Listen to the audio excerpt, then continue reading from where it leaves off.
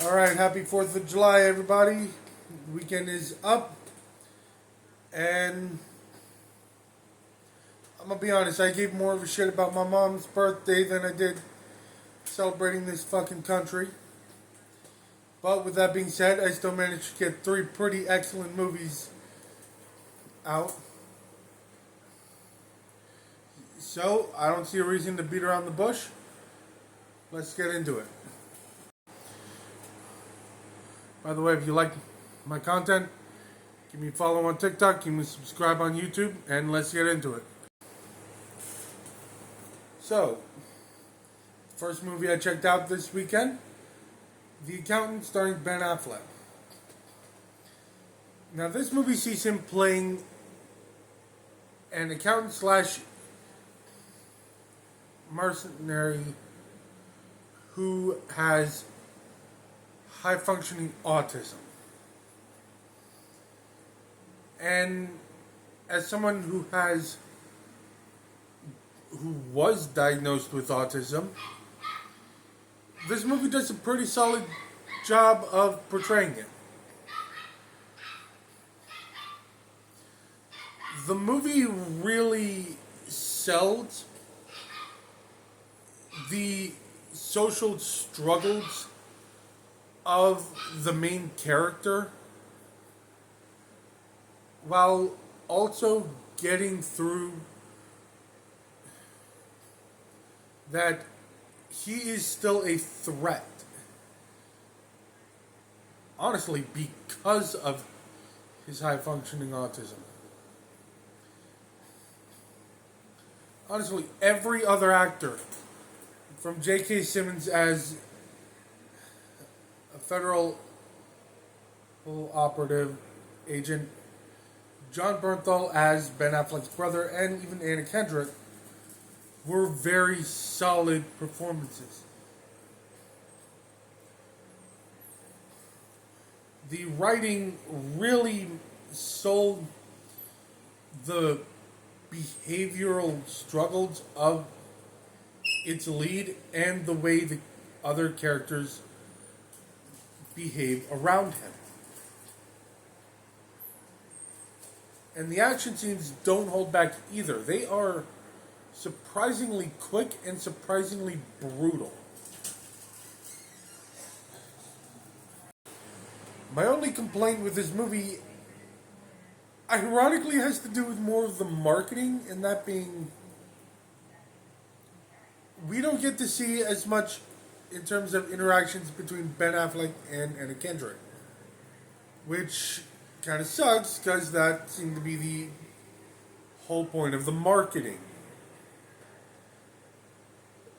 Even with that slight nitpick, it's still a very well written, well executed action thriller. And its portrayal of autism really feels genuine. So with that, honestly, I'm going to go with an 8 out of 10. If you somehow haven't seen this movie, I would recommend it. Even if you're someone who disagrees with me about its portrayal of autism, I still think it is a worthwhile watch. Funnily enough, the same night, July 4th, I also watched The Accountant 2, which I would argue is an improvement on the first one, even just slightly. This movie sticks with the authenticity I found with the portrayal of Affleck's character with his struggle with autism, and his chemistry with John Bernthal, who is phenomenal as his younger brother, is honestly very well handled. Seeing Bernthal behave the way he does towards Affleck just feels completely genuine for siblings dealing with others struggling with autism. Now that alone doesn't make this movie better because the writing on the dialogue and the humor was sharper this time around. Hell, the line dancing scene is perhaps my favorite moment in the entire movie. And the final shootout at the end of the movie might actually be up there with Heat in terms of brutality and impact. Again, it's still not a perfect movie. It could use some sharpening, especially with the federal agent's involvement. But overall, it is definitely better than the first one. So much so that I can give it a 9 out of 10 over the first one's 8. I forgot to tell you that. I gave the first one an 8 out of 10. And finally, tonight, I watched Prey. Dan Trachtenberg's first entry into the Predator franchise. I have seen one other movie in this series, not including the AVPs, and that was the original Predator, which was a very good sci-fi movie. This one, I would argue, is better due to the way the characters interact with the Predator. Honestly, main character Naru,